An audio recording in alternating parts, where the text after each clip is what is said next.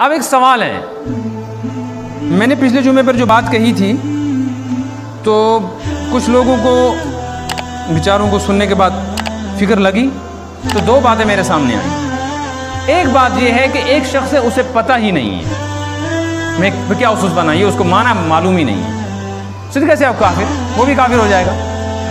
مثلا آج تک کسی نے یہ باتیں کہیں اور اس کو یہ معلوم ہی نہیں کہ یہ بات کیا ہے، کفر ہے، اس کے بارے میں کیا شرعی حکم ہے؟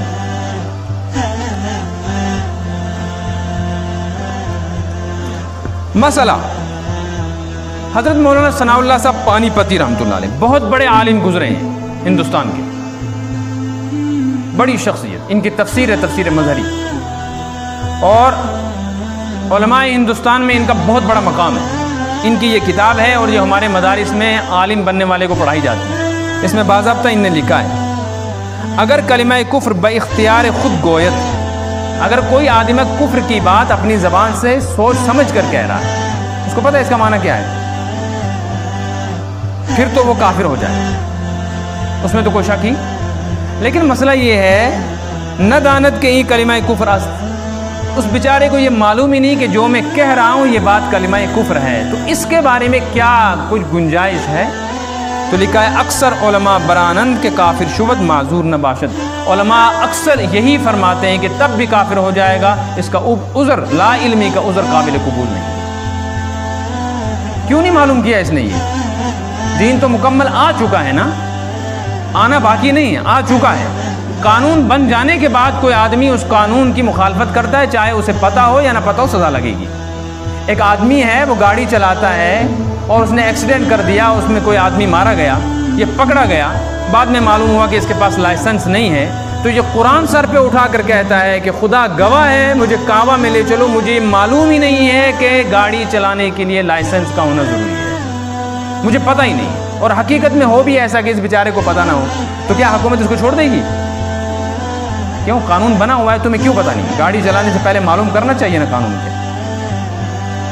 تو مسلمان بن چکے ہو تو کیوں پتہ نہیں ہے تمہیں کہ کون سا کلمہ کفر ہے؟ یہ معلوم کرنا تمہاری ذمہ داری۔ اس لیے قیامت کے دن لا علمی عذر نہیں ہوگا۔ کوئی کہے گا پروردگار میں نے 40-50 سال تہجد پڑھی، نماز پڑھی، مگر یہ وضو میں غلطی مجھ سے ہوتی رہی جس کی وجہ سے وضو نہیں ہوا، تو میری 50 سال کی نمازیں ضائع ہو گئی، میں اس نے پائی، تو شریعت کہتی ہے کہ اس کی لا علمی قیامت کے دن عذر نہیں بنے گی، اس کو سزا ملے گی۔ کیوں نہیں پتا تھا اس کو؟ اس نے پتہ کیوں نہیں کی؟ جب اس کو یہ پتہ ہے کہ کون سا سیمنٹ سردی میں لگتا ہے، کون سا گرمی میں، کون سا دوسرے شان کام صحیح کرتا ہے، کون سا نہیں، کون سا واضح لانا ہے، کمل کا مسالہ لگے گا کہ رحمت کا مسالہ لگے گا کہ چنار مرچ کا لگے گا، یہ اسے کیوں معلوم نہیں ہے کون سی بات کلمہ کفر ہے کون سی نہیں؟ اسی طرح ایک لفظ اور ہے،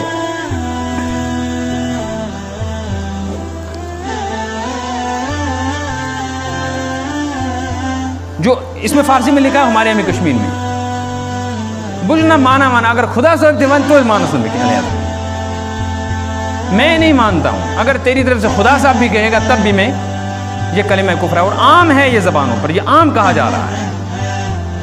کچھ کہتے ہیں اگر جبریل امین تیوسنا تو مانا سن لکھے، اگر عرش اعظم سے جبریل امین بھی آ جائے الیاذ باللہ تب بھی، تو جبریل امین خود نہیں آتا، کس کے بھیجنے سے آتا ہے؟ پہلے تو آئے گا نہیں، اسرائیل ہی آئے گا، جبریل تو آئے گا نہیں۔ لیکن اگر جبریل امین کسی کے پاس آتا اور وہ اس کا انکار کر دیتا تو وہ شخص مومن رہتا کہ کافر؟ تو نبی اگر انکار کر دے تو نبی نہیں رہتا۔ تو امتی یہ ایک لفظ کہے تو اس کا مطلب یہ ہے، وہ یوں کہنا چاہتا ہے کہ اگر آسمان سے بھی میرے اوپر دباؤ ڈالا جائے، عرش والا بھی کہے، تب بھی میں یہ بات ماننے والا۔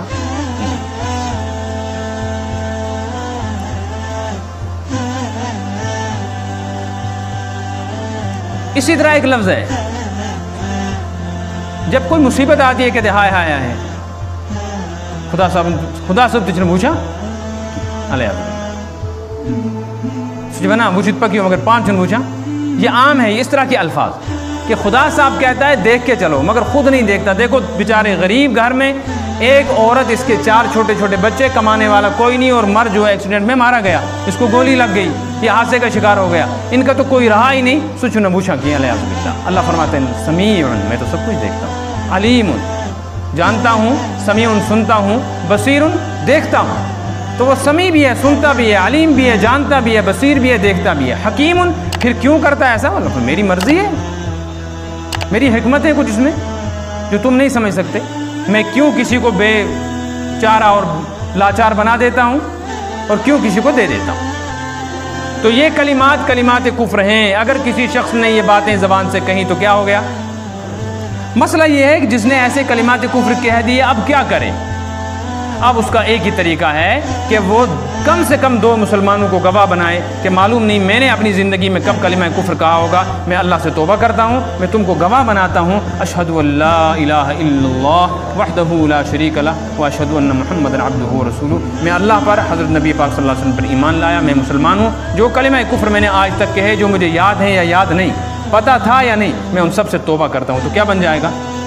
لیکن جو اب سے پہلے نماز روزے پڑھے تھے وہ ضائع ہو گئے، وہ دوبارہ اس کے اکاؤنٹ میں جمع نہیں ہوں۔ اس لیے کہ جو آدمی مرتد ہو جاتا ہے، کافر ہو جاتا ہے، اس کے اعمال ضائع ہو جاتے ہیں۔ تو دوبارہ زندگی شروع کریں، دوبارہ زندگی، اور آئندہ احتیاط کریں۔ اللہ مجھ کو بھی آپ کو بھی عمل کی توفیق عطا فرمائے۔ ربنا تقبل منا انک انت السمیع العلیم وتب علینا انک انت